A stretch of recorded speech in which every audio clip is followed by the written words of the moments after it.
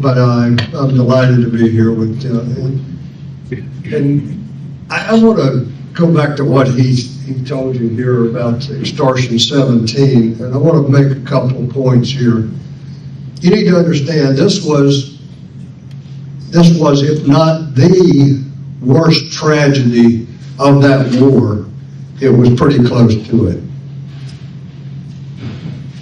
When that helicopter went down, it was a Chinook. It was not even designed to do what they were asking it to do. And not only that, Special Operations had their own pilots that flew helicopters and had night vision equipment and had all kinds of stuff.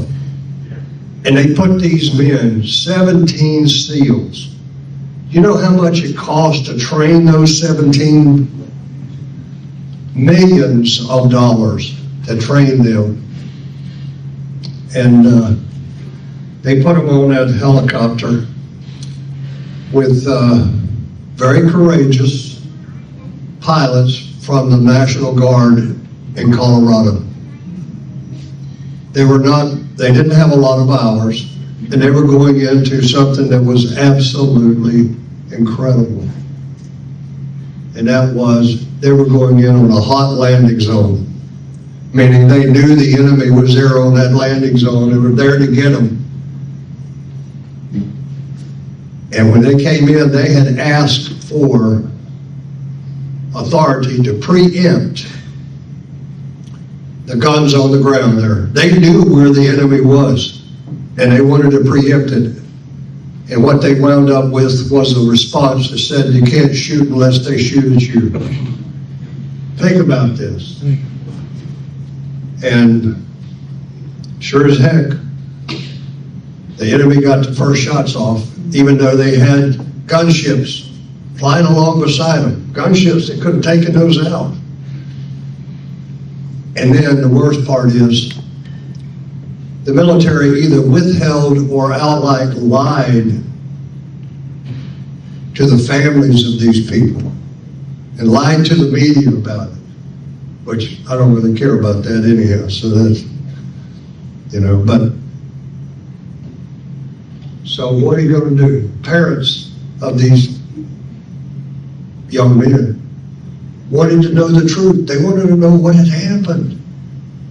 And nobody would give them the truth. Nobody would tell them, and what they did tell them was a lie. Until this former Navy JAG officer came up and said, I'll help you. I'll help you. So he steps in and says, I'll take it from here. And he started investigating himself, investigating and talking to people that knew what they were talking about, and they were willing to give him the truth because he wasn't in part of the chain of command. So they would talk to him, they'd tell him, and he finally put it all together, and he wrote that book. Call sign Extortion 17. If you have not read that book, it is worth your time to sit down and read this book, because it will, on the one hand, it will break your heart. On the other hand, it will make you angry when you find out what they did. And they tried to stop him. They tried to stop him. And then when the movie came out, they tried to stop the movie. And what did he do?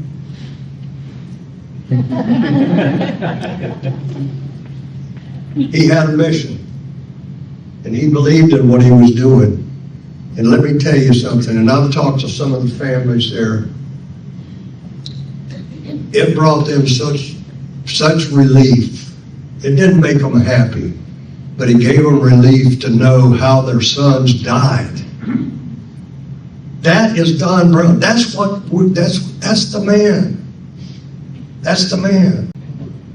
I hate to even say what Tillis is, but somebody that is just there because they're wearing the name of Republican, but they're in name only. We've got to take this seat, and we've got to take this seat with a true conservative that cares about this country. And somebody said it earlier, I can assure you that man is a patriot. I've been around him enough to know.